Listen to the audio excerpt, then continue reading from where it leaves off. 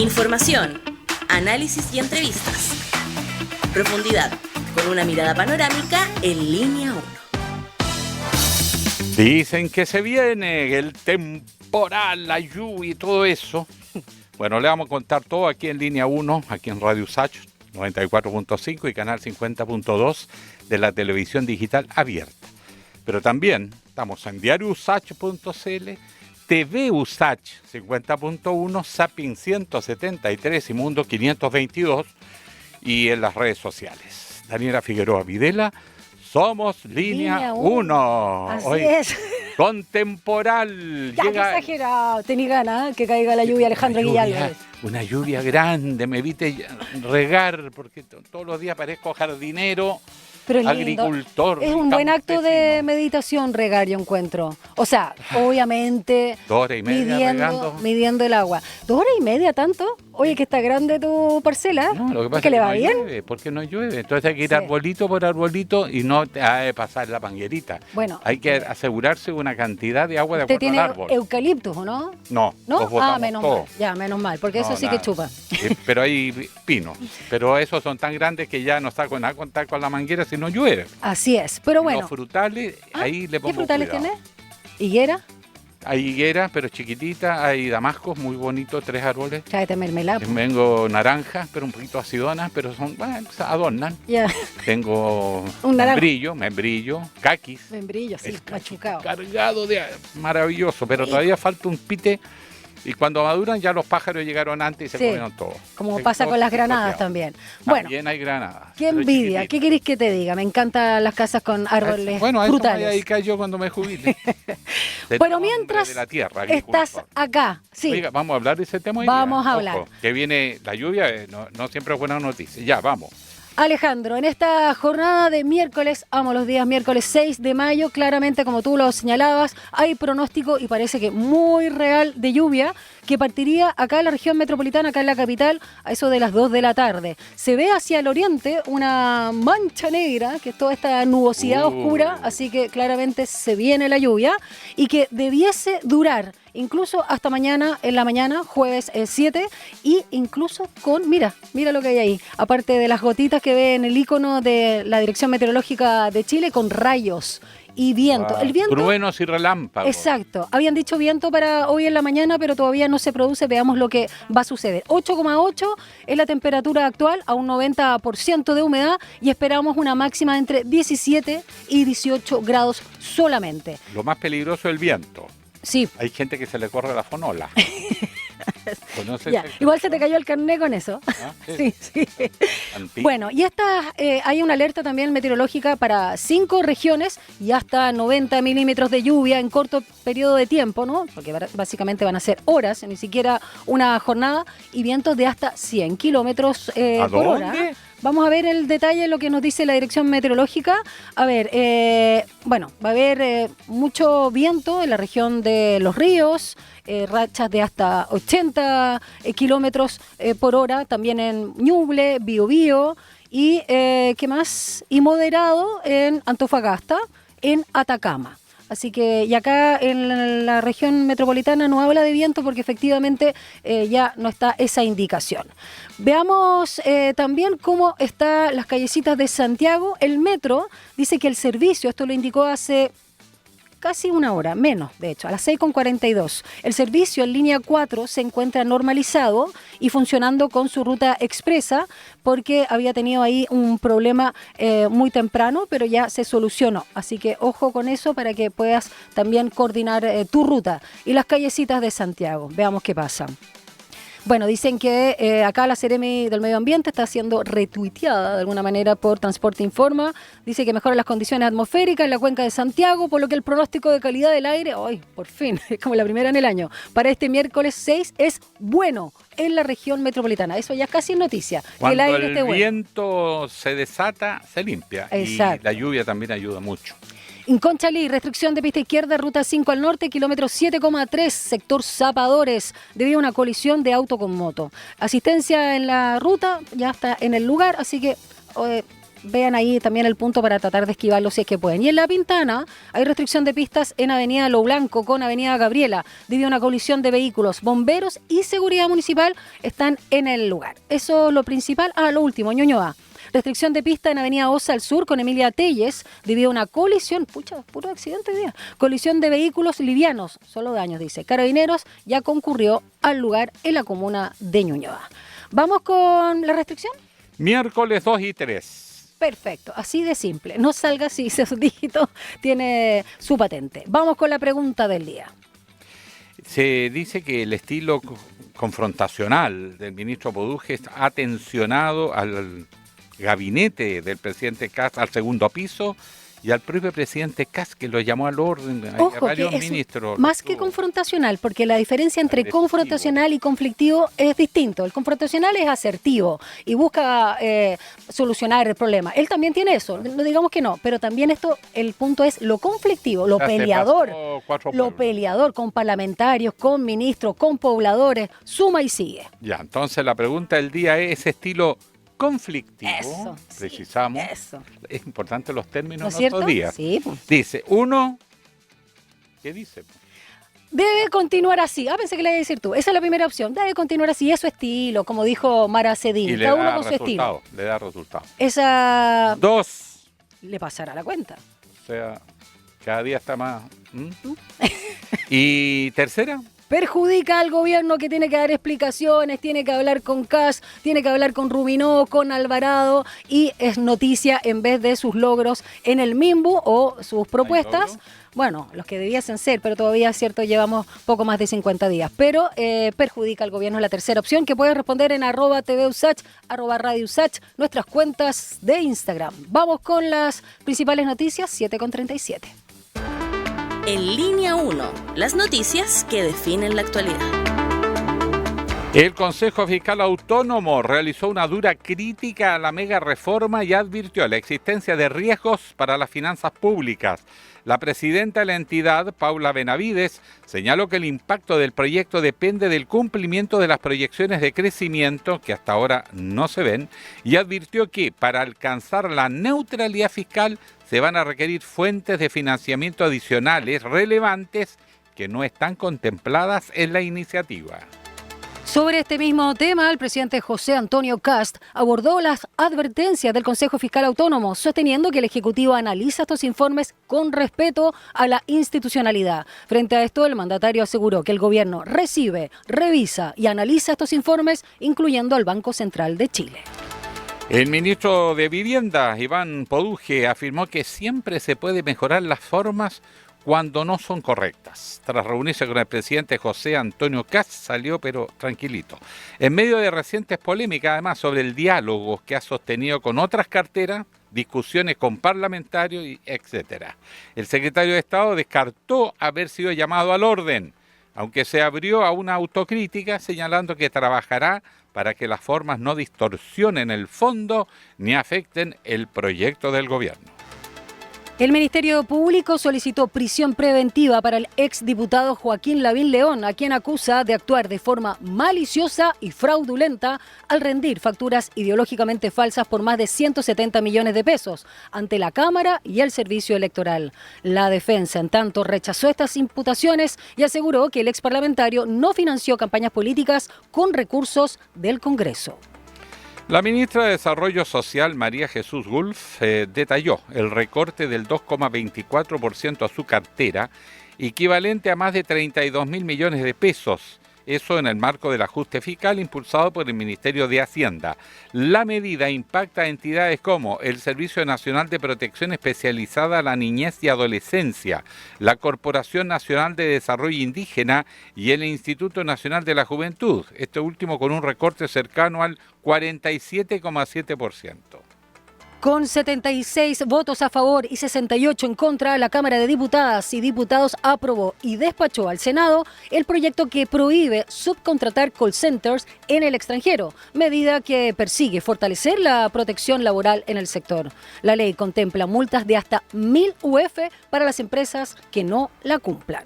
Y este es un drama que va a marcar época. España anunció que acogerá en las Islas Canarias a un crucero afectado por un brote de hantavirus que permanece fondeado desde el domingo frente a Cabo Verde, eso es al noroeste de África.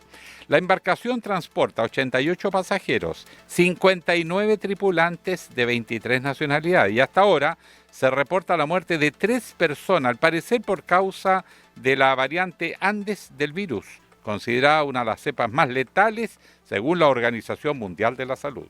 7:40. Entrevistas en línea 1.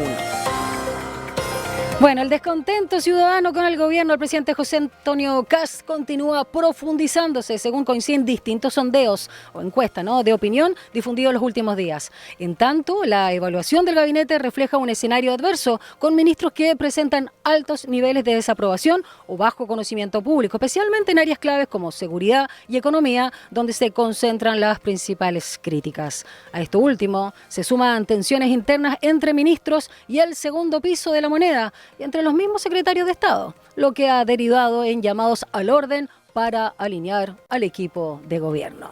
¿Qué ingredientes faltan para un eventual cambio de gabinete?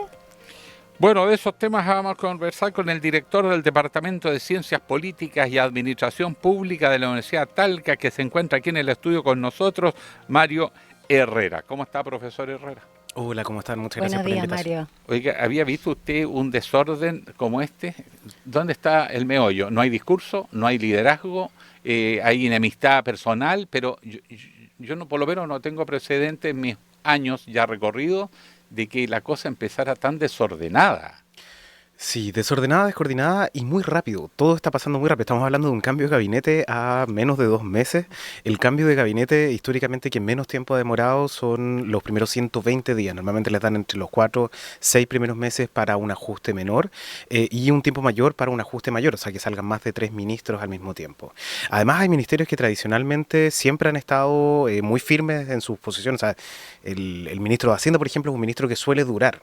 En los últimos 8 mandatos hemos tenido 14 ministros de Hacienda, no es un ministro que se suele cambiar, y hoy día sí es flanco de críticas, hoy día sí es de los que están ahí en periodo de posible cambio. Lo mismo con las vocerías tampoco suelen cambiar de manera tan rápida o hablarse de un cambio de vocería. Todas esas cosas son reflejos de descoordinaciones y es el hecho también de no tener un agente que sea el que dirija las comunicaciones. Hoy día tenemos al presidente del Partido Republicano, Esquella, dirigiendo parte de esas comunicaciones, preguntando dónde está el rol de coordinación de los ministros, un rol de coordinación que parece que es del segundo piso, pero en realidad no es formalmente del segundo piso, y luego tienes las disputas entre los ministros y el segundo piso, bandos, y una especie de no quiero usar la palabra guerrilla, pero en el fondo es como una especie de trincheras dentro del propio gobierno que dificulta esa capacidad de coordinación. Hasta el propio Pablo Longueira ha dicho que acá el nivel de improvisación es alarmante. A propósito de lo que señalaba Alejandro Guillé, ha sido bastante crítico. No es el único dentro del sector, dijo. Literal, el nivel de improvisación me sorprende. Se ha hablado de ineptitud y se ha hablado también de arrogancia respecto a las críticas que todavía sostienen en los discursos públicos hacia el gobierno de Gabriel Boric, que ya lo vimos recién en el último punto de prensa que dio la vocera Mara Cedini, que ahora, hay que decirlo, está, digamos, un poco más elocuente, entre que lee y tiene la minuta. En un minuto tuvo un tipo como ventríloco también, soplándole, en fin, pero ha mejorado, hay que decirlo. Entonces hablemos también de las críticas que surgen desde Chile Vamos o de figuras tan importantes y relevantes como Longueira para ese sector. Sí, son críticas desde Chile Vamos que impactan y que se suman a una serie de otras cuestiones más. Está lo de Moreira con la senadora Núñez, con la presidenta del Senado. Hay una serie de cuestiones que han ido ahí que son expresiones de cierta molestia también de Chile Vamos con respecto a republicanos. Ahora, nosotros tenemos el precedente de pactos electorales que se transforman en pactos de gobierno. El caso de Boric era el socialismo democrático más el Frente Amplio que se transformó de ser un pacto electoral a ser un pacto de gobierno. Acá tenemos un poco lo mismo entre Chile Vamos y republicanos. No el Partido Nacional Libertario, que Es oposición decidió ya. quedar fuera, Sí. etcétera. Pero que ha demostrado ser más leal al presidente en algunos casos que incluso ciertos sectores de Chile Vamos. Yo te diría que incluso hay ciertas partes del PDG que están más cerca de este gobierno que el propio Chile Vamos. Entonces nosotros asumimos naturalmente que eso va de la mano, o sea, que si apoyo a un candidato presidencial voy a formar parte de su gobierno, voy a ser leal con él. Ahora, ¿cuál es el problema ahí y cuál es el problema de tener además un gabinete que es un gabinete que no es muy político y donde Chile Vamos está en los cargos que son los cargos más difíciles, SECPRES, SEGEGOV, etcétera?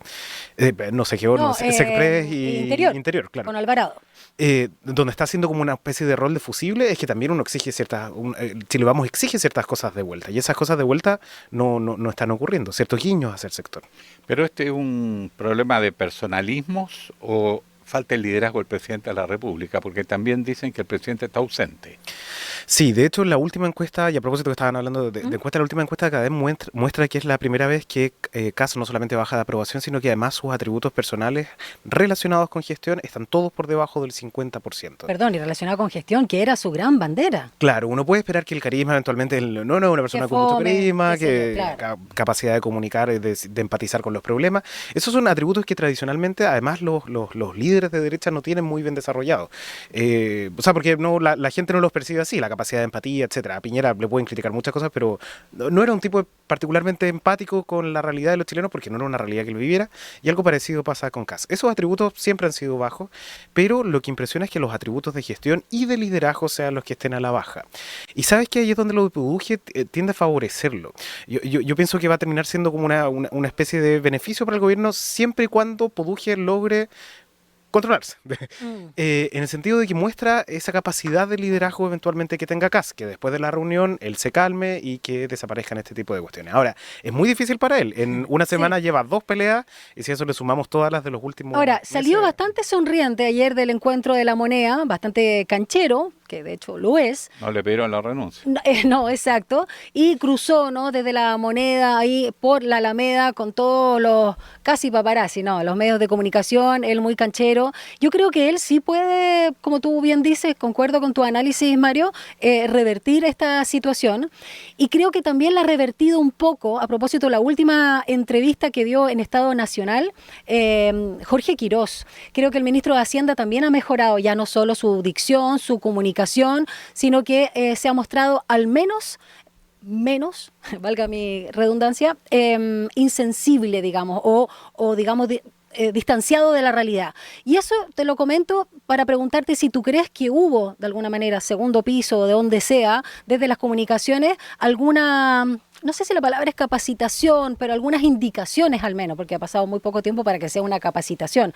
Yo siento que ha cambiado el ministro Quirós. Sí, perdóname, Dani, pero yo creo Sí, que eso dale. es un error. Ya, O sea, a ver. yo creo que el ministro de Hacienda tiene que ser el malo de la película siempre. Tiene que ser la persona que Es un controla error la que se billetera. haya puesto Que se comillas más humanice, blando, claro. que se humanice, ya, ok. Sí, yo A creo ver, que ¿por es un qué? error que se humanice. O sea, el ministro de Hacienda es el que te controla la billetera, es el que tiene que ser a un estilo Velasco, el que te dice que no, el que te... O sea, ese rol es el rol que rinde y rinde en términos de comunicación, o sea, no solamente en términos de comunicación política, etcétera, sino que también en términos ministeriales. Tiene que ser una persona con capacidad de decir que no, con capacidad de decir que sí cuando hay que decir que sí, y que en definitiva tenga este rol de ser una persona mucho más dura, mucho más técnica también. Probablemente el error de Quirós no está en no ser humano, está en el impulso hacia el otro lado. Entonces como que se fue desde... Ya. Pero tú lo ser, notaste, ¿no? ¿Notaste sí, en esa entrevista que dio en Estado Nacional? desde ser muy ideológico de derecha a ser muy humano, o sea, se pasó como para el otro lado. Ya. Y tiene que encontrar ese punto medio en ser un ministerio técnico, entender que su rol no es un rol, es un rol político en otro sentido, en el sentido de negociación, pero no es un rol político en el sentido de comunicar cosas políticas. Ese es el rol que tienen los ministros sectoriales y el rol que tiene la vocera. No es el rol del ministro de Hacienda. De hecho, más bien él es el componente o el apoyo técnico hacia las decisiones políticas que toma el presidente. Ahora, hay un dato que me llamó la atención de las encuestas, que Datavoz, por ejemplo, ha revelado una pérdida de las cualidades del presidente, pero aparecen más que la caída de los rasgos positivos, el aumento de los rasgos negativos que empieza a ver la gente. Y una es la imagen de un presidente mentiroso. Y seamos sinceros, porque el discurso es uno, pero la práctica sigue siendo la otra. A pesar que se ha dicho que no va a haber y se ha reiterado disminución de los programas sociales, todos los días se anuncian reducción de gastos sociales. O sea, como que ya mentir es una impunidad, ya como una cosa compulsiva. ¿Cómo se explica eso? Sí, ahora pensemos si es que eso realmente golpea la línea de flotación de Kast, en el sentido de que la gente tiene esa valoración probablemente sobre casi todos los políticos. Cuando uno analiza, por ejemplo, variables como la corrupción, cosas de ese estilo, esos no afectan tanto la elegibilidad de candidatos, no afectan tanto la imagen de los candidatos Son o todos de iguales. los políticos, porque la gente percibe que son todos iguales, claro. No es necesariamente algo distinguible, sino que el hecho de que acá se suma como a la lista del resto de los políticos es la visión de la ciudadanía. Lo que sí probablemente afecta no es el tema de la mentira en sí, sino que es el tema de las expectativas. Es de decir, me prometiste A, B y C y hoy día no estoy ni viendo ni A, ni B, ni C. De hecho, estoy viendo improvisaciones, estoy viendo que ayer, por ejemplo, la ministra de Seguridad salió a decir que están aprendiendo, que están mejorando, Sí. o sea, están en un lenguaje que es un lenguaje muy parecido al que en algún momento tuvo Boric y que del cual el sector de Kast fue muy crítico, sobre todo al inicio del gobierno. Y quiero sumar ahí la torpeza también del presidente Kast, ¿no? Con el tema de los humedales. Es que ya eso no hay que ser ecólogo para poder distinguir, y además hay como una actitud de desprecio, no solo de desconocer, que podría ser incluso más dura de la que ha presentado, comillas, históricamente, en lo que lleva en su cargo, Iván Poduje, respecto a lo que implican, ¿no?, estos terrenos, los humedales, la biodiversidad y la sustentabilidad del ecosistema. ¿Qué te parecen esas torpezas que seguramente casi superan las piñericosas, porque son muy indolentes? No, la otra era más divertida. Eran más divertidas, tontería. claro. Aquí llega a llorar uno. ¿Qué te parecen esas situaciones? Sí, mira, me parece muy interesante el paralelo con las piñericosas porque una de las cuestiones que trataron de hacer durante el gobierno de Piñera, sobre todo del gobierno de Piñera 1, era tratar de acercarlo a la ciudadanía, era tratar de ser empático. A propósito de lo que decíamos sobre el ministro de Hacienda. Y Piñera, el atributo de él nunca fue ser empático, nunca fue ser cercano, nunca fue ser como la presidenta Bachelet. Cuando tú ves a la presidenta Bachelet abrazando a una persona, es un abrazo genuino, un abrazo que te...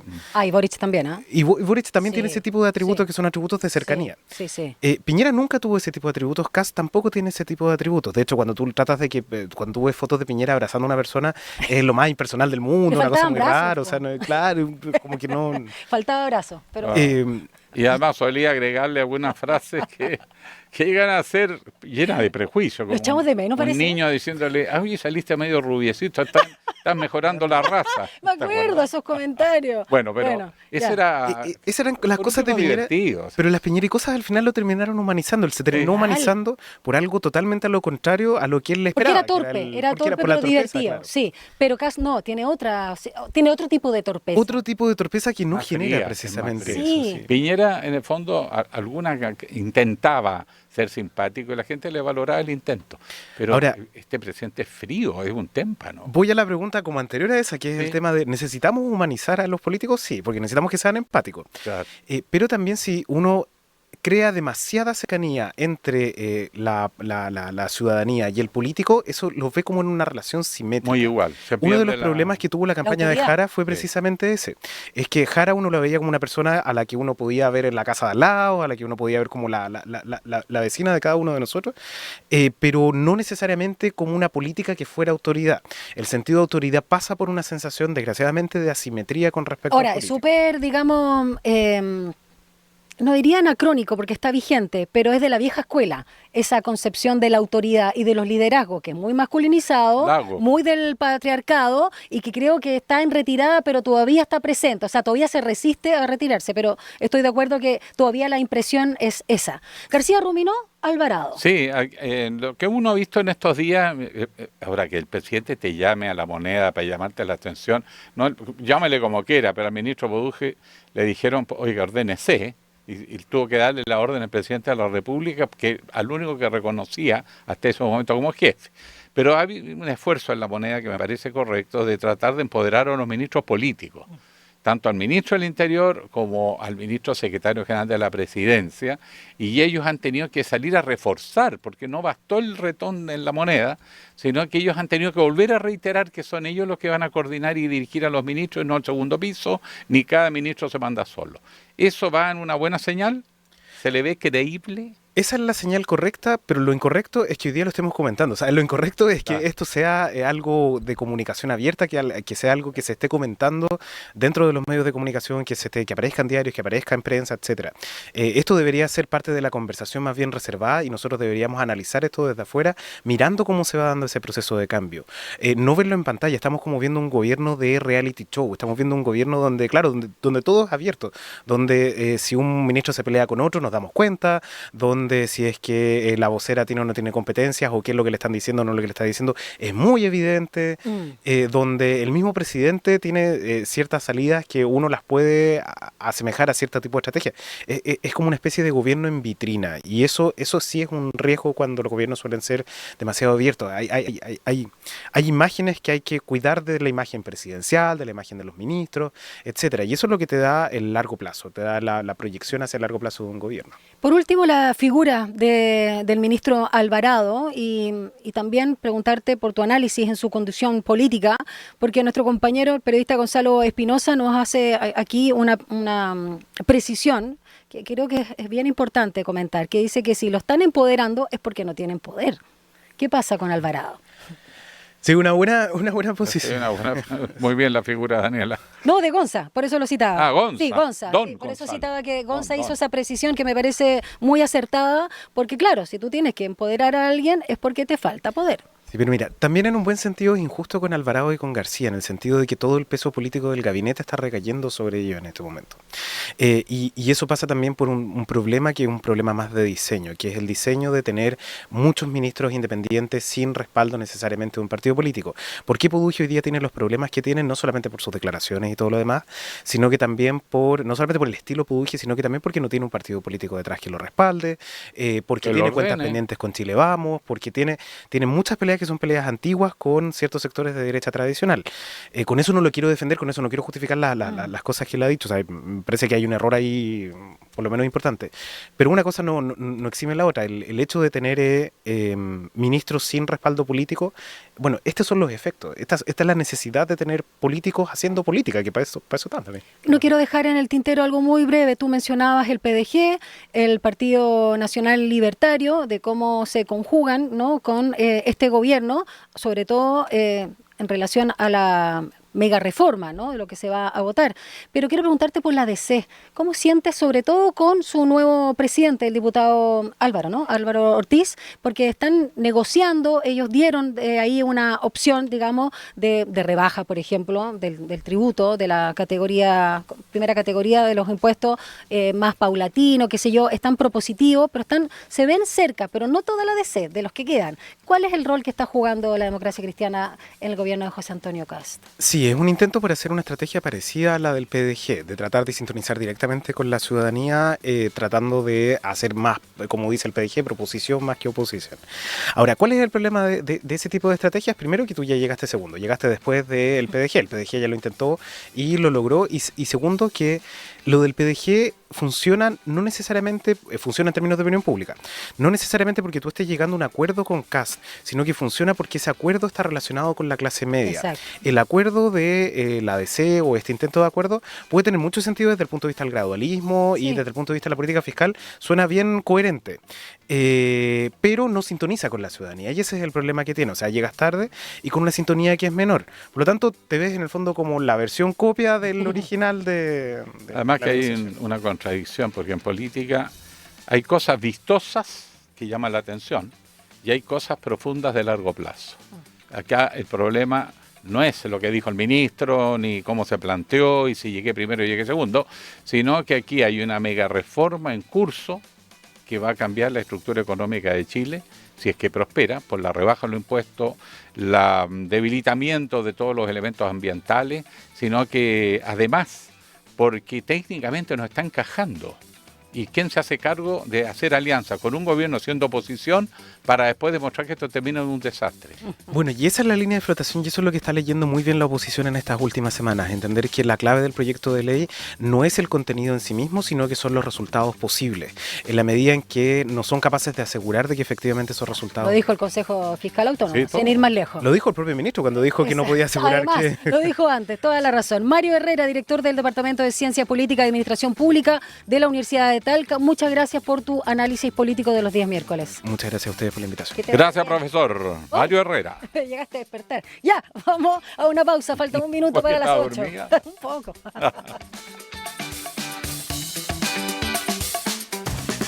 Estás en Línea 1. Regresamos en instantes. En Mimbu cumplimos 60 años construyendo casas que después se transforman en hogares, cada una con una historia distinta, como la de Esteban, que hoy puede tener su casa propia para vivir mejor junto a su familia en Arica. Mira el documental, infórmate y postula los subsidios en www.mimbu.cl. Mimbu, 60 años construyendo cambios. Ministerio de Vivienda y Urbanismo, Gobierno de Chile. Chile avanza contigo. Podemos elegir para nuestros hijos e hijas una vida activa y optar por una alimentación saludable. ¿Y qué pasa cuando las oportunidades escasean? ¿Es una elección para todas y todos? ¿O es necesario hacer algo más? En los colegios de Chile, hoy se requiere tener más actividad física, más kioscos y oferta de alimentos saludables alrededor de las escuelas. En Observación, trabajamos en los territorios y promovemos diálogos sociales amplios y transversales. Así, repensamos los sistemas y entornos que influyen en cómo comemos y cómo vivimos. Porque la vida activa y la alimentación saludable no son un eslogan, se construyen. Infórmate, participa, cuestiona. www.observacion.cl. En Instagram, @observacion.cl. Proyecto Fondef ANID, Escuela Más Saludable. De regreso a Línea 1 con una mirada crítica y en profundidad. Línea 1 y las noticias que marcan la actualidad. El Consejo Fiscal Autónomo realizó una dura crítica a la mega reforma y advirtió la existencia de riesgos para las finanzas públicas. La presidenta de la entidad, Paula Benavides, señaló que el impacto del proyecto depende del cumplimiento de las proyecciones de crecimiento y advirtió que para alcanzar la neutralidad fiscal se requieren fuentes de financiamiento adicionales relevantes que no están contempladas en la iniciativa.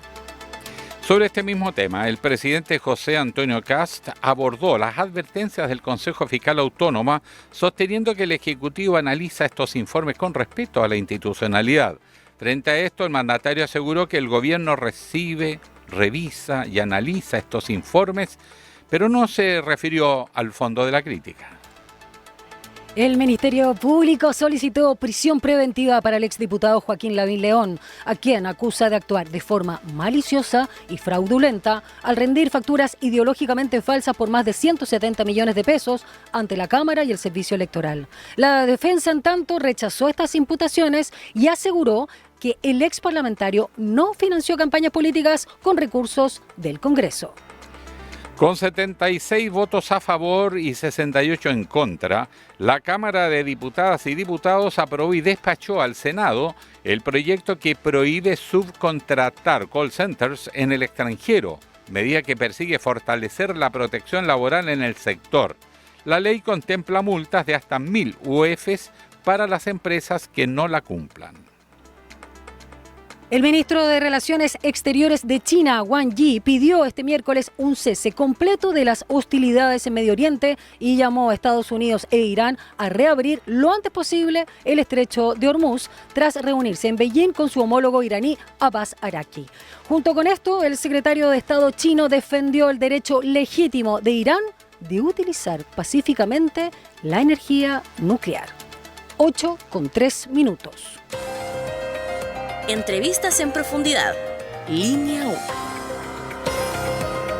Ante la Comisión de Minería y Energía del Senado, la ministra de Energía, Jimena Rincón González, reconoció que no hay certeza sobre la posibilidad de continuar el subsidio eléctrico más allá de este año. Eso en medio de un proceso de postulación ya que está abierto y que su última convocatoria es para el segundo semestre. Pero al margen de eso hay una serie de desafíos. Viene el frente mal tiempo, las medidas preventivas de los cortes de suministro y además sobre los avances en el desarrollo de capacidades en producción, transmisión y distribución de energía, donde Chile ha tenido resultados bastante interesantes. De ello conversamos con... Por supuesto, con la ministra de Energía, Jimena Rincón, que además nos va a contar de la campaña Empecemos por Casa. Ministra, muy buenos días. Gracias por acompañarnos esta mañana acá en Línea 1. Alejandro, Daniela, ¿cómo están ustedes? Muy bien, Estamos gracias. muy bien, pero para serles sincero y yendo a la urgencia, preocupado por el frente, porque dicen que viene un frente de lluvia, viento, temporales, truenos y relámpagos. Así ¿Cómo es. están trabajando para, bueno, reducir la incertidumbre que generan estos frentes? Bueno, el niño Godzilla dicen que viene con muy duro. mucho enojo, mucho enojo. Bueno, esperemos que todo lo que hemos estado haciendo, querido Alejandro, Daniela, sirva. Hemos estado de manera inédita, nos lo decían así los alcaldes, las empresas, trabajando coordinadamente con la SEC, la Superintendencia de Electricidad y Combustible, todas las empresas de energía, todos los municipios, las organizaciones de vinculación con la ciudadanía, en el tema de prevenir para tratar de evitar cortes. Yo no sé si ustedes manejan los datos, pero 1/3 de los cortes se producen por ramas o árboles que botan o interrumpen la transmisión de energía. Y por lo tanto es súper importante que empecemos por casa, que los que tienen jardín y tienen árboles los poden.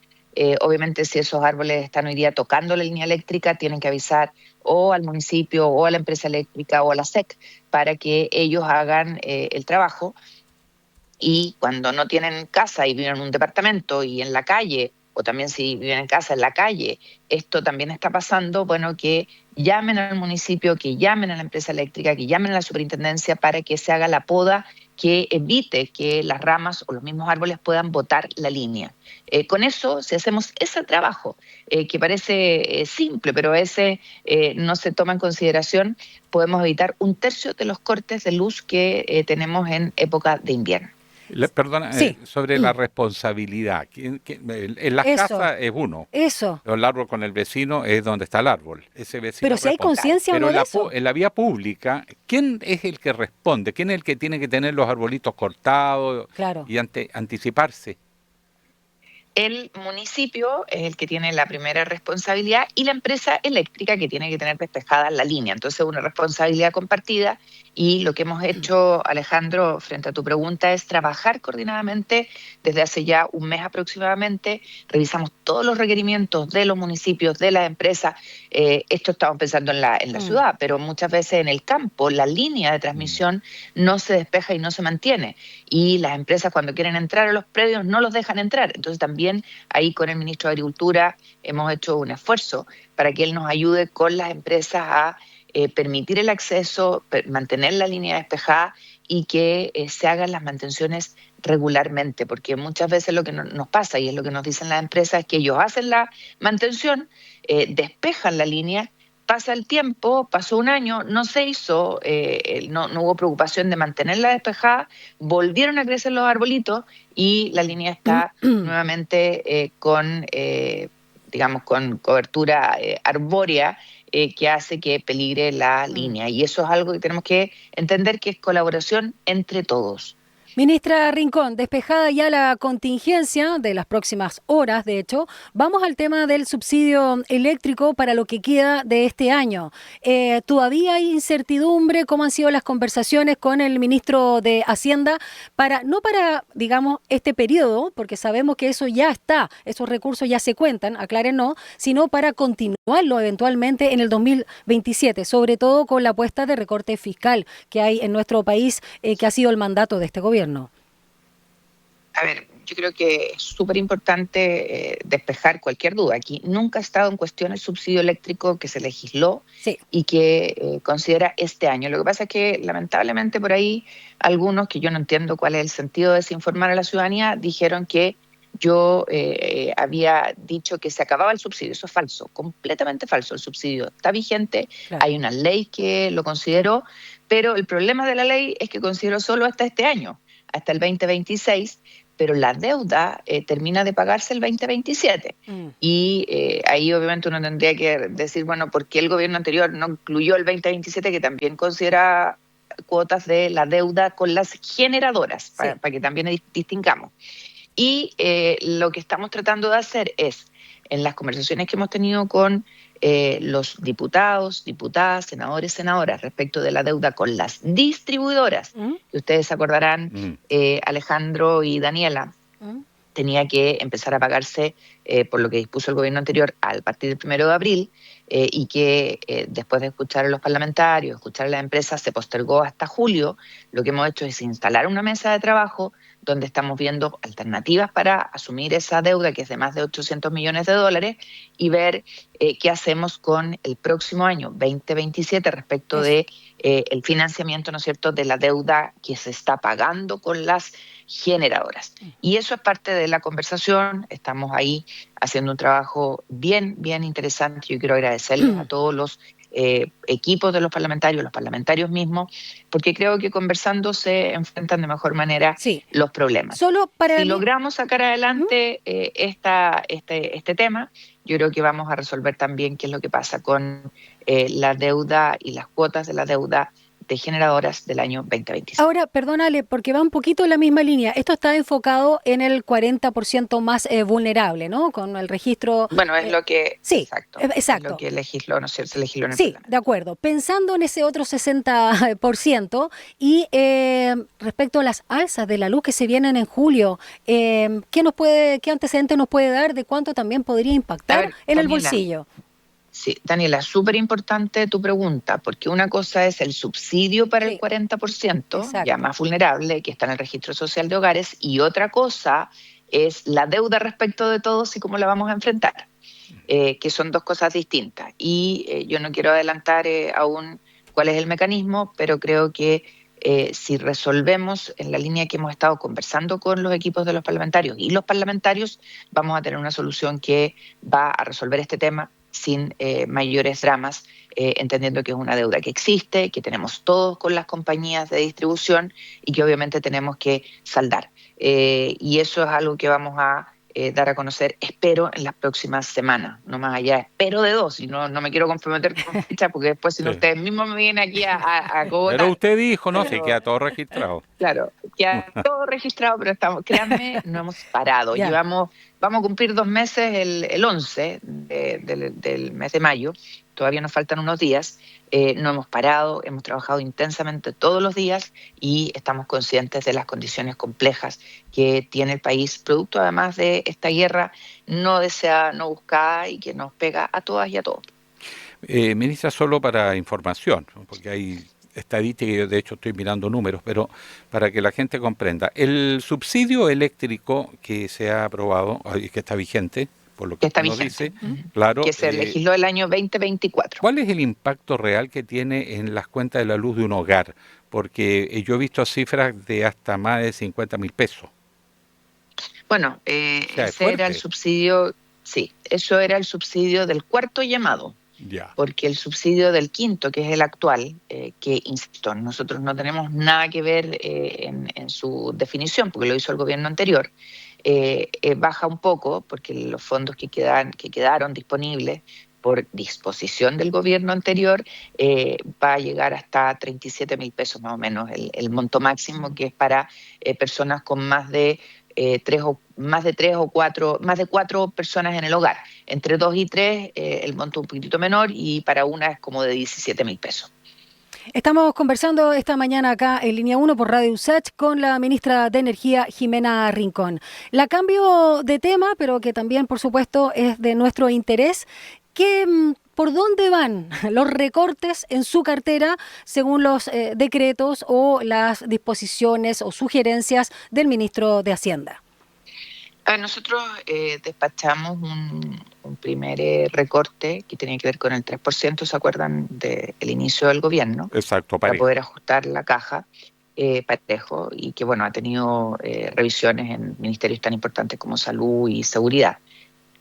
Y en el caso nuestro hicimos recortes que no significaran afectar programas, pero que obviamente hablaran de eficiencia, nosotros lo hicimos sin mayor drama y estamos trabajando para impulsar todos los programas de eficiencia energética, electromovilidad, el tema de la certificación de leña, leña, digamos, debidamente certificada a efecto de que no sea contaminante. Sí. Eso está funcionando.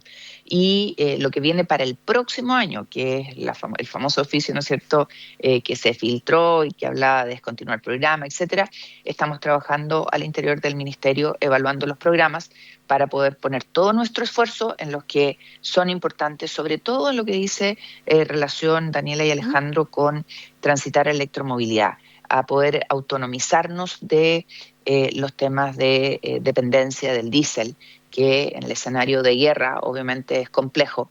Y cuando ustedes miran qué es lo que ha pasado en electromovilidad desde el 2017 en adelante, cuando partió esta política pública en nuestro país, la capital de nuestro país tiene un 70% de los buses eléctricos, la ciudad de Copiapó tiene un 100% de buses eléctricos y el resto del país no varía de un 2-3%. Entonces tenemos que ver cómo hacemos que eso que ha pasado en la región metropolitana, que ha pasado en una comuna en el norte del país, sea una tónica que asumimos todos como desafío, porque eso va a impactar positivamente en los hogares de las familias y no vamos a tener estas fluctuaciones tan brutales como las que tenemos hoy día. Y cuando uno mira lo que han hecho otros países y las recomendaciones que nos da el Banco Mundial, el Fondo Monetario Internacional, la verdad es que hay que ir hacia esa política pública, porque no solo es más sustentable y sostenible, sino que también en un país como el nuestro, que ha avanzado en energías renovables, que está haciendo un esfuerzo grande para poder fortalecer las líneas de transmisión, obviamente significa aprovechar recursos que tenemos, que además hablan de sostenibilidad y que mejoran calidad de vida. Ministra, Chile se transformó en un país bien pionero en América Latina y bastante más allá también en la generación de energías renovables no convencionales, eólica, solar, etcétera, las quizás más importantes. Y los proyectos de inversión en Chile más significativos están siendo minería y energía. ¿Cuáles son las metas que tiene en materia de concitar inversión para, bueno, la producción está teniendo problemas de almacenamiento y de transmisión, para mejorar la transmisión y hacer que el precio más barato de esta energía llegue a los hogares? Eso implica también entrar en la distribución. Esos últimos dos aspectos se nos están quedando atrás. Así es, Alejandro, y yo creo que tú estabas en el Parlamento cuando discutíamos estos temas en el Senado. Y yo creo que Chile ha sido bien pionero, tal como tú lo señalas, en energías renovables. Y tenemos que hacer un esfuerzo de que todo ese esfuerzo, toda esa capacidad instalada que tenemos de energía renovable, llegue a todo el país. Y voy a explicarlo con ejemplos. Cuando vienen las discusiones en el Comité de Ministros respecto de proyectos de inversión, es importante poder despejar todo aquel tema que no tenga sustento en materia ambiental o en materia, digamos, de respeto de las comunidades y que impida avanzar en proyectos de inversión. ¿Por qué? Porque cuando no los hacemos, hay un buen ejemplo es la línea Quimallo-Aguirre, que costó mucho que saliera adelante, dejamos de tener posibilidad de transmitir 3.000 megawatts de energía renovable. Y eso en regiones como los ríos y los lagos es tremendamente relevante, porque si no llega la energía que tenemos en el norte del país a esas regiones, la cuenta de luz en esas regiones va a ser más cara. Sí, ¿por qué va a subir al 16%? Se habla en Valdivia del 16%, muchísimo. En los ríos y en los lagos, y ahí está el precio nudo promedio, ustedes lo pueden ver por región ya, pero hay comunas que baja la luz de manera importantísima, 9%, 8%, 7%, menos, llegamos a cifras de 1,9% de baja de cuenta de la luz, porque se descongeló una variable que era importante, que tenía que ver con aquellos territorios que generaban energía y que no se les estaba aplicando ese reconocimiento. Las regiones de los ríos y los lagos que no tienen infraestructura, que se ha detenido la inversión. Hay un proyecto ahí muy importante que beneficia a esas dos regiones en los lagos, que lleva 5 años de estudio porque se descubrieron unos pequeños restos de, no sé cómo decirlo, arcilla, vajilla, vasijas, que están siendo analizados y llevan haciendo estudios arqueológicos que no han permitido avanzar. Ahí hemos visto con el Consejo de Monumentos Nacionales que pueda llegar por parte de la empresa la información que se necesita y poder empujar ese proyecto. Perdón, Ministra, la meta, sí. perdón, ¿Qué? en transmisión, Porque eso va a ¿hay redundar meta, en tiene las- metas, claro, de cómo aumentar la capacidad de transmisión, por ejemplo, en concreto?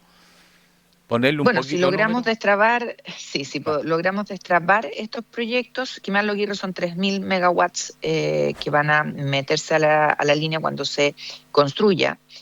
Y eso obviamente va a ser un salto importante. ¿Por qué? Porque tenemos capacidad instalada en el norte de entre 1.000 y 4.000 megawatts y que obviamente en almacenamiento, solo en almacenamiento que podríamos meter a la línea y que serviría a regiones del sur. Y además tenemos proyectos que estamos trabajando en el Ministerio para zonas aisladas como zonas de la región de los lagos y la región de Aysén, que también están sin capacidad de poder resolver un problema que afecta a esas comunidades y que dependen de diésel para generar energía y que obviamente Eso. en esta época les sale Ya muy que caro. me dio el pase, ministra Jimena Rincón, para preguntarle, para finalizar, ¿qué va a pasar con el MEPCO? ¿Se van a restablecer los criterios antiguos para provocar una baja en combustibles o mantenerlo al menos o no siga al alza? Cuéntenos. Bueno, ayer el ministro Jorge Quirós hizo una presentación en la Cámara de Diputados, de verdad muy, muy buena, en la que explicó este tema. Dijo que había que esperar los próximos días para tener un informe completo sobre lo que iba a pasar con el MEPCO, pero que había que entender que cualquier decisión no podía afectar temas sensibles en el país como salud, vivienda, seguridad, y que todos los recursos que tenemos que destinarlos de manera eficiente a resolver los problemas de la ciudadanía. ¿Una semana más quizás, ministra? Vamos a esperar lo que se resuelve en Hacienda. Esta parte del Ya. problema le toca al ministro Ok, de Hacienda. ok. Muchas gracias. que estén Gracias a bien. usted. Gracias, ministra. Jimena Rincón, ministra de Energía, en conversación con nosotros a esta hora en Línea 1. 8:21. Combinación Línea 1. Diversas miradas de la actualidad. Gonzalo lo veo bailando. Gonzalo. Yo Estamos al aire, Gonzalo. Al aire. Tulio.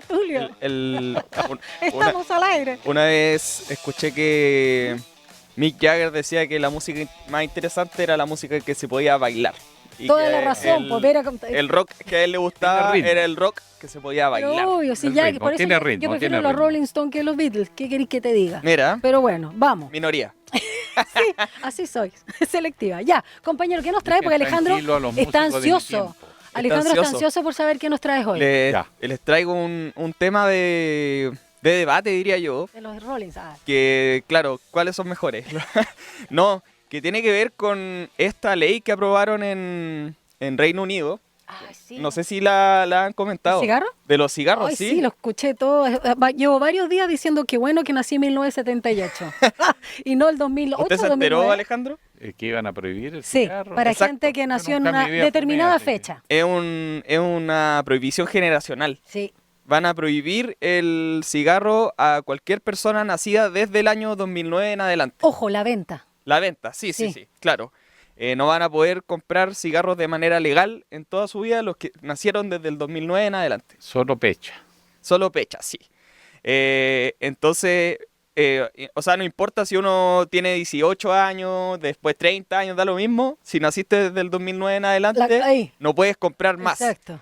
Entonces, es una forma que está buscando el Estado de Reino Unido de reducir las futuras enfermedades y muertes asociadas al tabaco, y también incluye restricciones al vapeo, Sí. que es algo que también se ha, digamos, popularizado como un producto sucedáneo del tabaco. Entonces ya no se va a poder fumar en plazas, dentro de los autos tampoco, no se va a poder tampoco utilizar en los colegios. Y ha generado harta controversia porque dicen las organizaciones de salud que esto es una ley muy buena, que va a contribuir a la salud del país, Sin embargo, hay políticos que la critican porque dicen que es difícil de aplicar.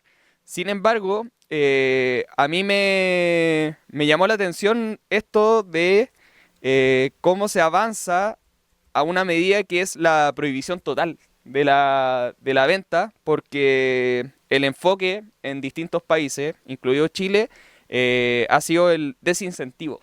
Subir impuestos, carísimo. poner advertencias en las cajetillas, Claro, después restringir empieza la el contrabando, publicidad. si le meten mucho castigo Claro, de impuestos, Sí, la pues. gente importa Acá cigarrillos negro, clandestinos claro, ilegales. así que Total. Y se mueven igual que en el narco, ¿ah? Sí. Justamente es el un contrabando de producto- cigarro. claro. exacto. Pero igual hay que decir que todas estas campañas, estas medidas que se han tomado, han tenido un impacto positivo con respecto a la reducción del consumo de tabaco. Fantástico, porque no hay mayor veneno que el cigarrillo. Por ejemplo, en Estados Unidos, en los años 70, el 40% de la gente fumaba.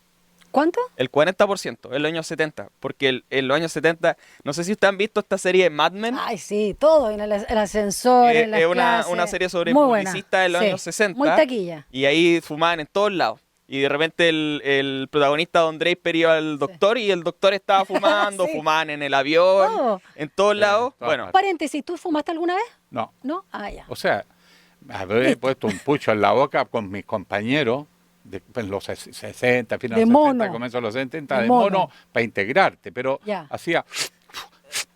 No, nunca me tragué. Cero estilo, Guilla. Ya. ¿Y No, tú? no, no. yo Veneno. fumé los primeros 2 años de la universidad. Después lo dejé. ¿Tabaco Muy o bien. solamente o cigarro Tabaco. con alquitrán? Por tabaco, eso más- creció. más- Sí, No, bien, digo pues. cigarro, así. Yo empecé a los 33, el puchito. grandecita. Sí. Ya. Pero bueno, les contaba, en los 70 en Estados Unidos el 40% de la población fumaba y hoy, a raíz de todas estas medidas que se han ido tomando, solo hay un 10% de población en Estados Unidos que consume tabaco. Gran noticia. ¿Qué pasa en Chile? En Chile cerca del 30% de la población consume tabaco. Es uno de los consumos más altos de Latinoamérica, según la OMS, y al día mueren 52 personas por causas asociadas a el tabaquismo y el costo económico es alto, es un 0,8% del PIB. No es Para el solo Estado, cáncer claro. pulmonar, ¿ah? No, no. Afecta la garganta, la vejiga, Exacto. te puede salir por cualquier lado. Sin embargo, han existido algunos avances positivos. Ha bajado el consumo de tabaco en escolares y desde el Prefiere la 2025, marihuana. desde el 2025 se incorporó una ayuda para dejar de fumar en el sistema GES. Uno puede tomar un tratamiento Ya. para combatir la adicción al tabaco a través del GES. ¿Sabían eso? Ah, mira. No, no. Sí, habían unos programas, sí, creo que lo habíamos Y hablado. como le dicen, ya se le dan un... Claro. GES es de fumar. Está buena esa GSC de fumar. Pero no, claro, ese tratamiento es con apoyo psicológico y medicamento. Hizo para que la gente parches sepa. también, ¿ah? No Sí. sé si funcionan los de nicotina y todas esas cosas.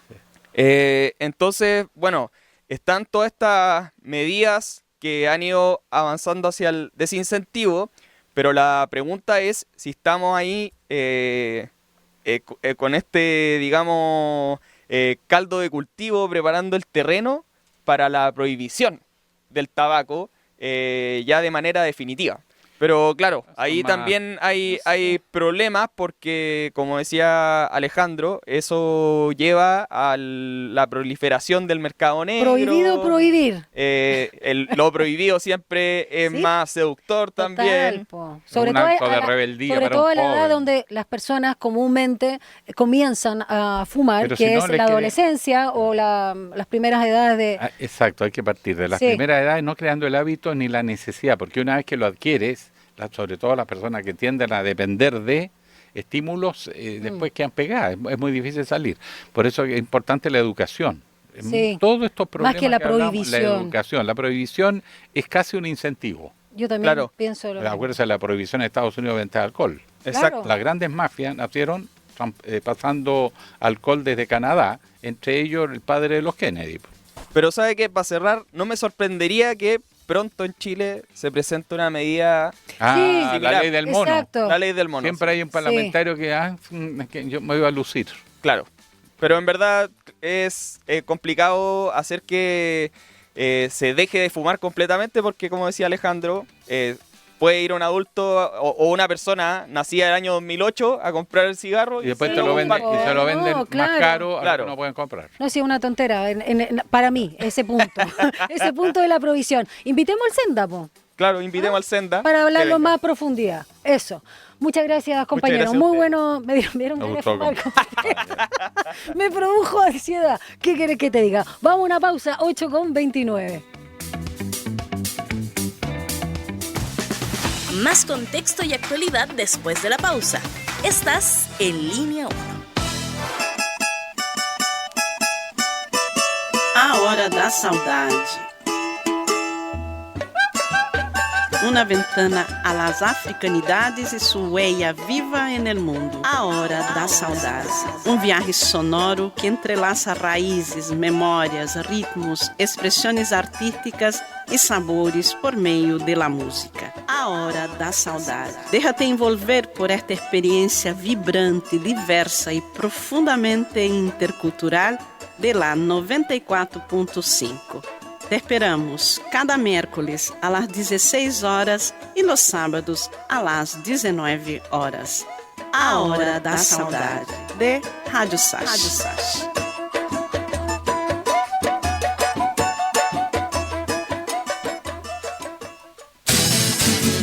Todos los días a las 12 en punto te invitamos a hacer un recorrido por los sonidos más profundos de nuestro país. El alma nacional.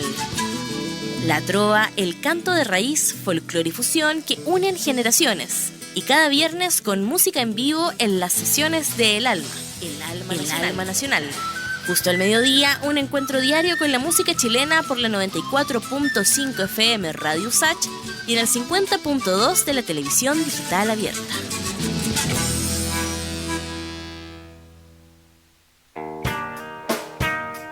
Cada domingo a la 1 de la tarde, una reunión imperdible con esas melodías y canciones que dejaron una huella en nuestras vidas. Nada se pierde, todo se transforma. Te invitamos a viajar en el tiempo por los más diversos ritmos y géneros musicales junto a Ecos del Ayer, música para recordar. Ecos del Ayer. No lo olvides, Ecos del Ayer, cada domingo a la 1 de la tarde por Radio Sach. Nuevas voces.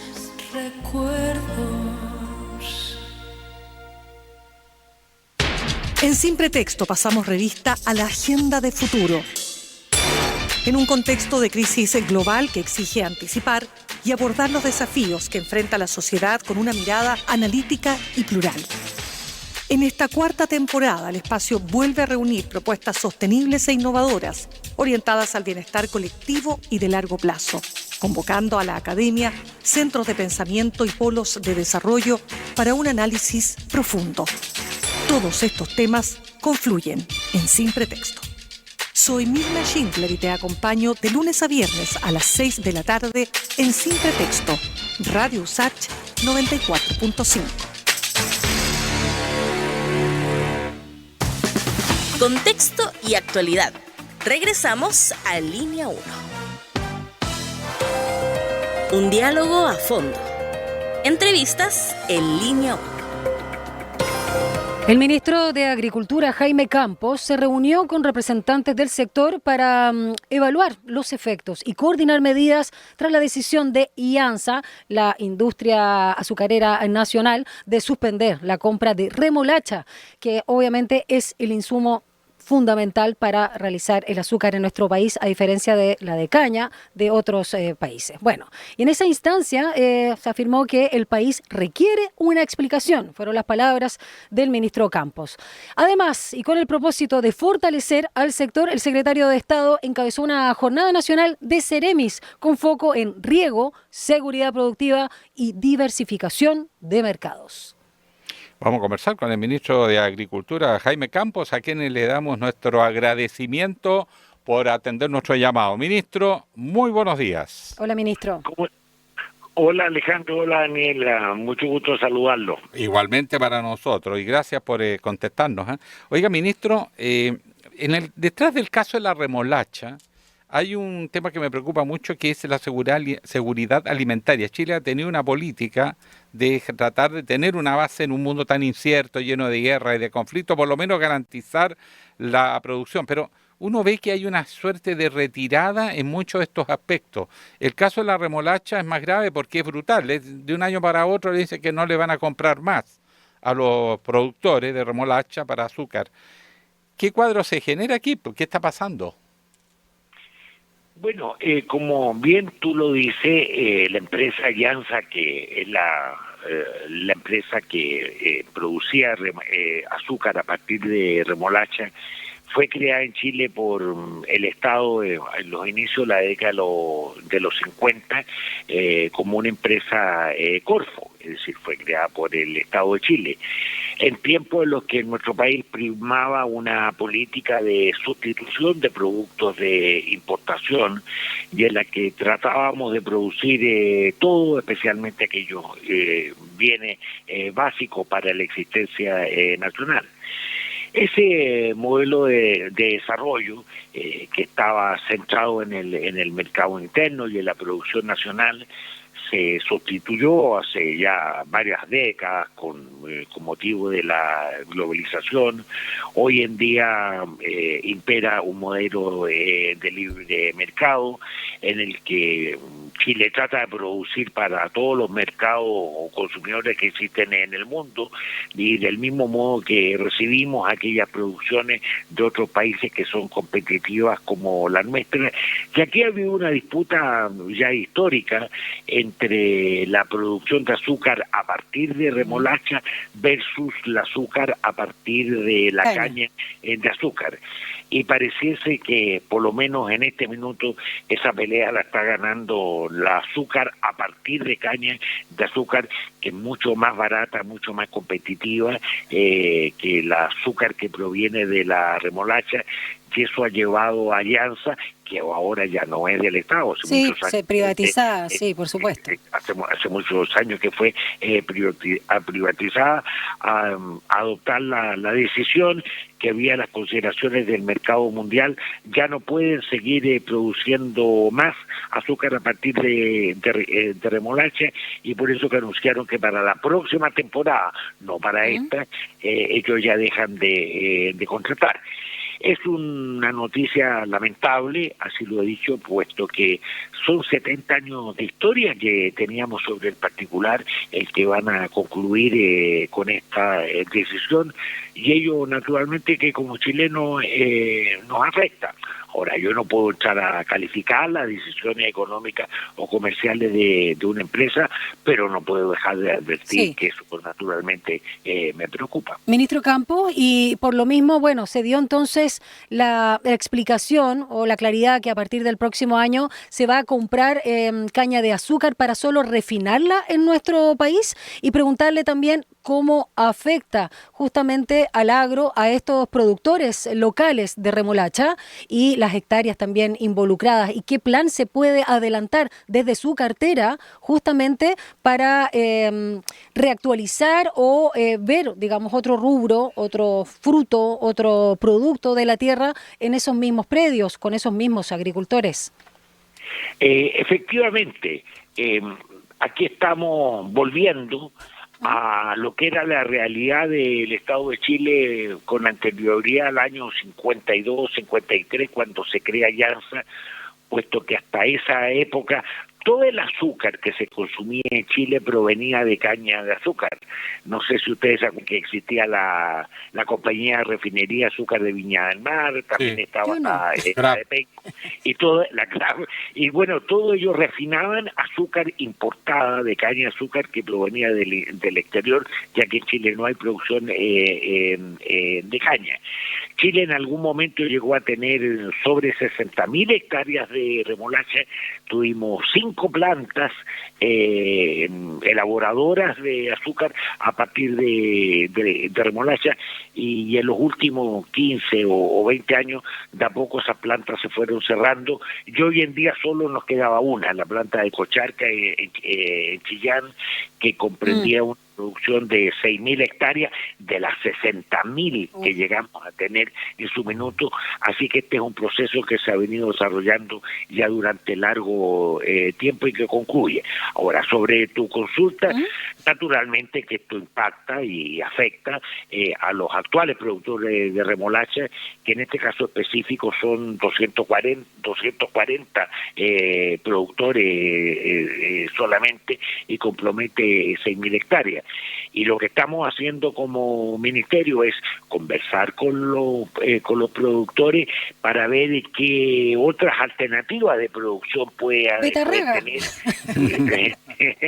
Claro, todos comiendo beterraga. Póngale color. Oye, alguien me dijo, bueno, ministro, que el Estado compre la remolacha, ¿y qué hago con ello? Con ella instalo un puesto en La Vega y las hago pasar por beterraga. Como colero. La beterraga, no, es que la beterraga no es igual que la remolacha. Son primas hermanas nomás. Sí.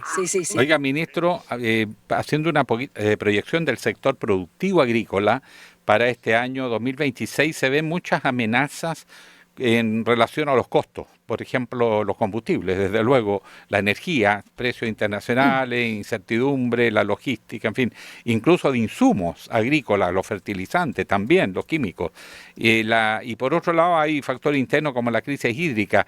¿Cuál es el escenario del sector agrícola productivo de alimentos para el mercado interno? Todo lo que tú has dicho es absolutamente efectivo. Estamos pasando, el mundo, la humanidad pasa por un momento muy complejo, los mercados están muy variados, están muy volátiles, y sin lugar a duda que primero la guerra de Ucrania y luego la guerra del Golfo nos afecta al sector agrícola en dos ámbitos que son muy significativos. Por un lado está lo de los fertilizantes, cuyo costo en el caso de la urea ha subido casi en un 100%, y acto seguido el alza de los precios de los combustibles. Sin embargo, mi impresión es que a pesar de las complicaciones anteriormente dicho, yo creo que en la próxima cosecha esto no se debería notar todavía de una manera sustancial.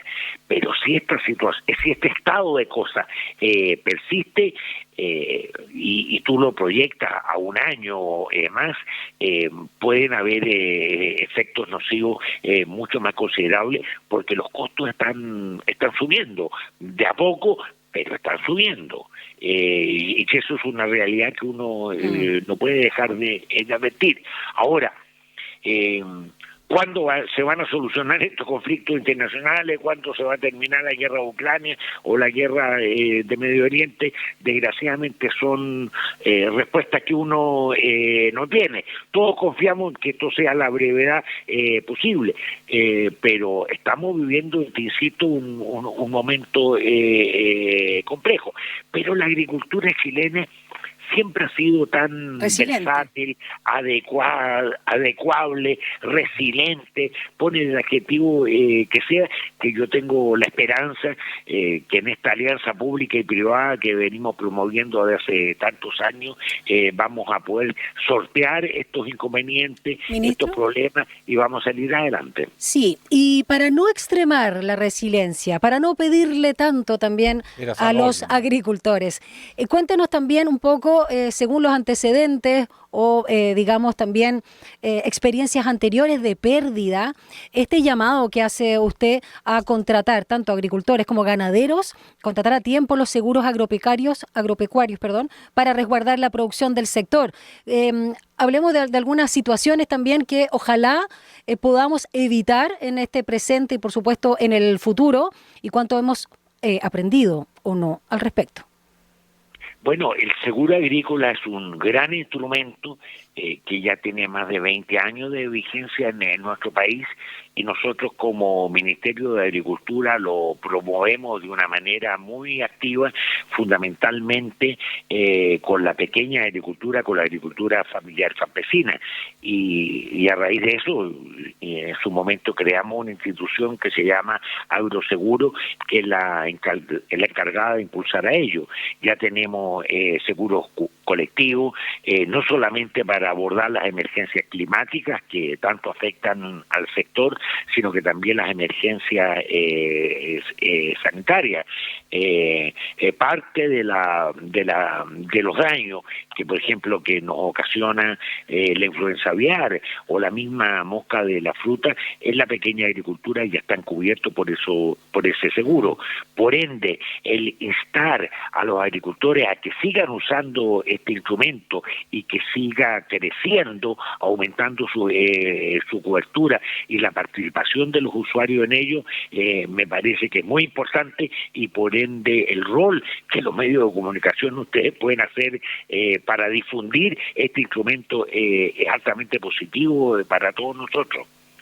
Ministro, para ir englobando algunos temas adicionales, Chile es un país exportador. La fruta chilena de verdad es de la mejor del mundo. A todos nos gusta, es más dulce, el sol pega, pero el cambio climático y la crisis hídrica son amenazas reales a los exportadores de fruta, al sector frutícola. ¿Cómo se está abordando esta situación? Porque uno ve que hay problemas, sobre todo en el sector exportador, en los destinos, pero además en el propio país, por este cambio climático que está mermando cosas tan especiales como, por ejemplo, la uva. Mira, en tu pregunta, Alejandro, hay dos afirmaciones que me parece muy interesante subrayar o destacar. Aquí en Chile, desde hace ya varias décadas, que estamos implementando un modelo de desarrollo agroexportador, y objetivamente, sin pasión, uno necesariamente debe llegar a la conclusión que el modelo de desarrollo agroexportador ha sido realmente eficaz y eficiente. Piensa tú que somos, como sector, el segundo sector exportador de la gran minería del cobre. La participación de agricultura en el PIB nacional va entre 3,5 a 10 puntos del PIB. Nuestra influencia en la generación de mano de obra es sin lugar a dudas notable. Tenemos una balanza comercial absolutamente positiva. Dicho de otra manera, todos los indicadores nos dicen que el modelo de desarrollo agroexportador es eficiente, es efectivo y obviamente tenemos que persistir en él. Sí. Sin embargo, entre otros, hay un gran problema que nos está afectando, que es la crisis hídrica a la que hacía referencia Alejandro. ¿Ministro? Nosotros como Ministerio de Agricultura nos preocupamos del riego intrapredial a través de la ley de fomento del riego. Sin embargo, mi preocupación hoy día es mayor. Vamos a continuar haciendo todo lo que tengamos que hacer con la ley de fomento del riego. Pero el problema de Chile es un problema más estructural. Está escaseando el agua. Esa es la verdad. Y no solamente en algunas regiones del norte, como puede ser la tercera y la cuarta región. La crisis hídrica es en todo Chile. Y por tanto, lo que aquí vamos a tener que hacer como una política de Estado, pensando en 10, 20, 30 o 40 años, es una gran política para invertir en la captación de agua a través de distintos procedimientos que no son excluyentes, desde la contención de la nieve en la cordillera, la construcción de grandes embalses, el reaprovechamiento o el reciclaje de las aguas servidas en las ciudades, la infiltración de las napas subterráneas, la construcción de plantas desalinadoras en el norte, etcétera, etcétera. Pero eso es mucho, mucho dinero. Eso, ministro, me dio el pase, perdón que lo interrumpa en pos del tiempo. Todo eso requiere muchos recursos. Usted ya fue ministro de la cartera, no solo de Agricultura, también fue ministro de Justicia. Tiene una trayectoria política muy amplia. Quiero preguntarle por los recortes transversales del 3% a todos los ministerios según el mandato del presidente a través del ministro de Hacienda. ¿Por dónde van en su sector? ¿Qué es lo que ha conversado con el ministro Quirós? Y a propósito de esa trayectoria política que yo ya mencionaba y subrayaba, cuánto usted va a tener ahí un poco de cintura para poner los puntos sobre las IES y decir, no, estas son las prioridades, porque usted conoce muy bien justamente el mundo del agro.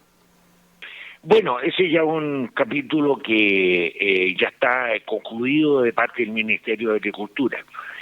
Nosotros partimos de la premisa, que yo creo que es indiscutible, de que en Chile, desde el punto de vista económico, estamos con una crisis presupuestaria fuerte, hay un déficit fiscal notable, puesto que estábamos gastando más que lo que ganábamos, y por ende había que ajustar o hay que reducir el gasto público, y compartimos el diagnóstico del ministro Quirós, y cuando recibimos la instrucción de que había que reducir el presupuesto del Ministerio en un 3%, lo conversamos, lo negociamos con el Ministerio de Hacienda y con la Dirección General de Presupuesto, y ya el recorte nosotros lo hemos hecho a partir de lo que nos indicó la Dirección de Presupuesto. ¿Por dónde?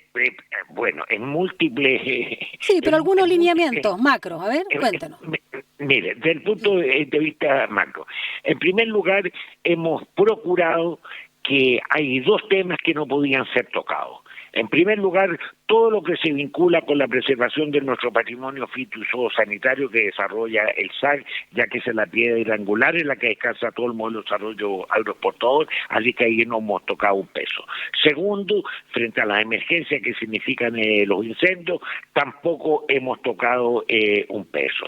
En tercer lugar, respecto a la mayoría de los beneficios o subsidios que desarrolla INDAP y que realmente provocan impacto en la pequeña agricultura, estoy pensando en los Prodesal y los PDTI, tampoco hemos tratado de afectarlo. Luego, ¿qué es lo que hemos ido afectando?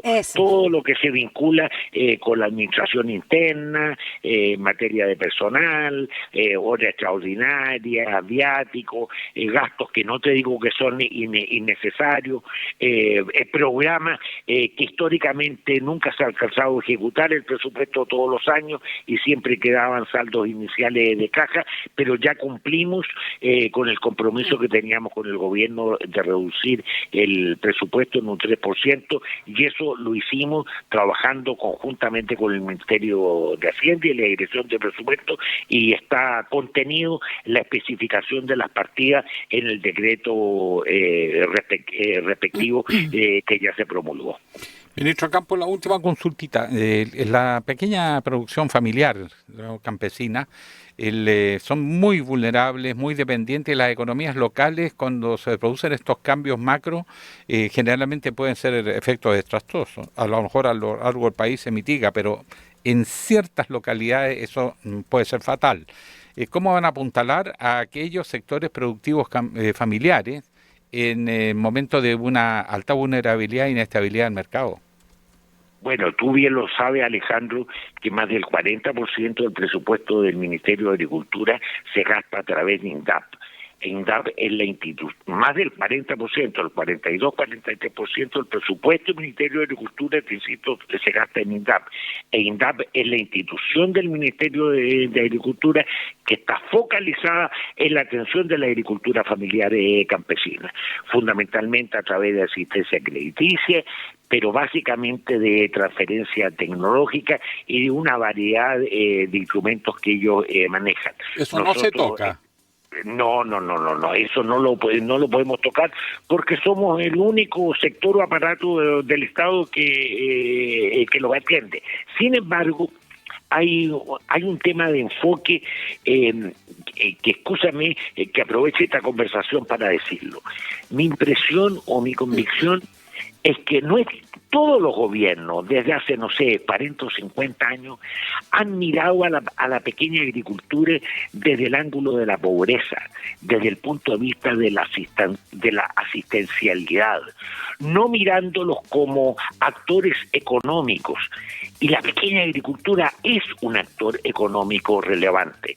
Piensa tú que la mayoría de los alimentos que se consumen en Chile provienen de la pequeña agricultura. Estoy pensando en fruta, estoy pensando en hortalizas, estoy pensando en cereales. De manera que la participación la intervención del pequeño productor en el consumo nacional es muy, pero muy gravitante. Por tanto, lo que he señalado, y voy a seguir insistiendo, tenemos que mirar al pequeño agricultor como un agente productivo. ¿En qué sentido?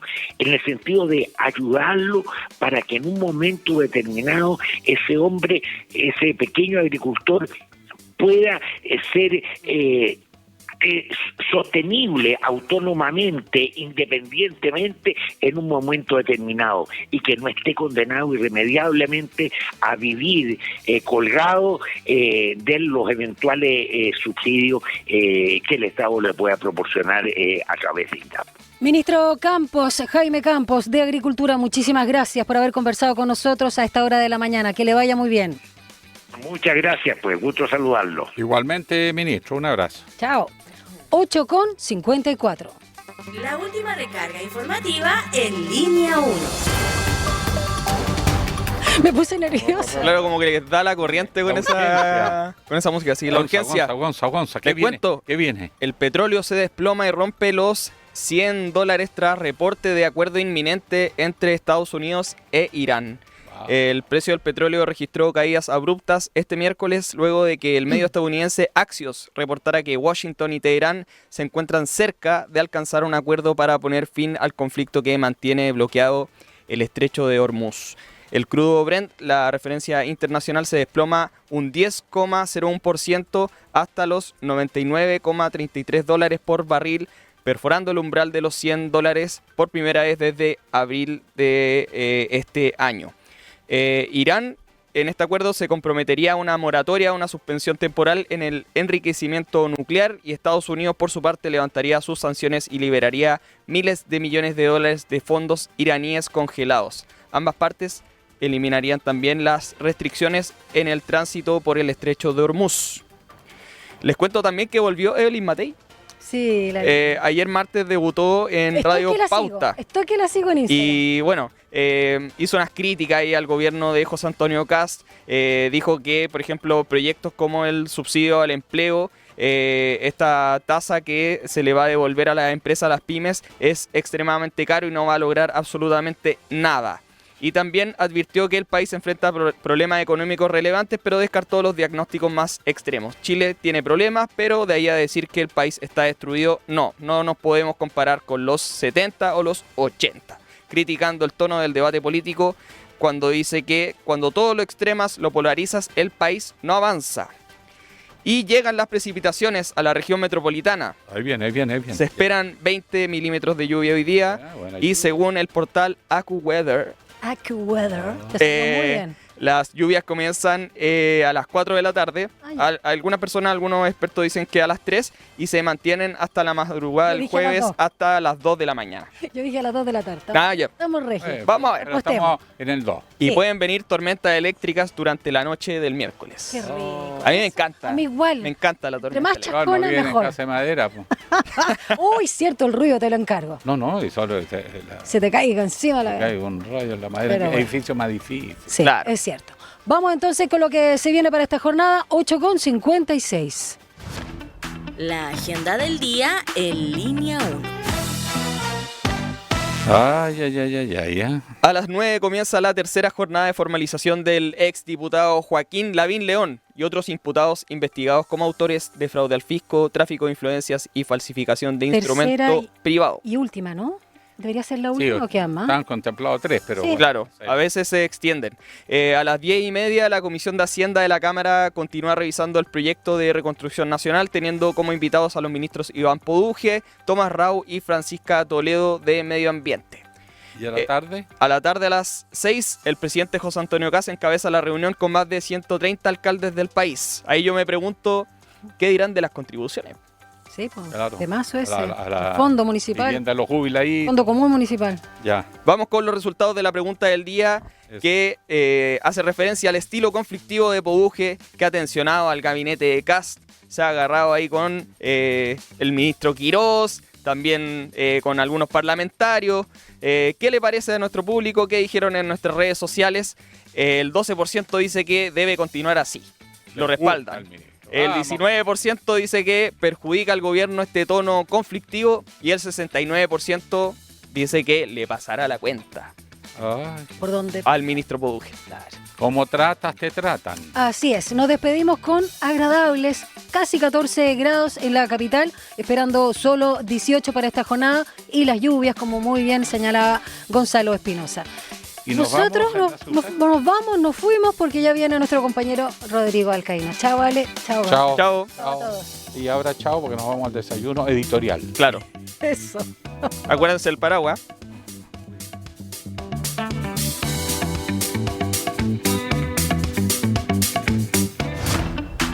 Información, análisis y entrevistas. Profundidad, con una mirada panorámica en Línea 1.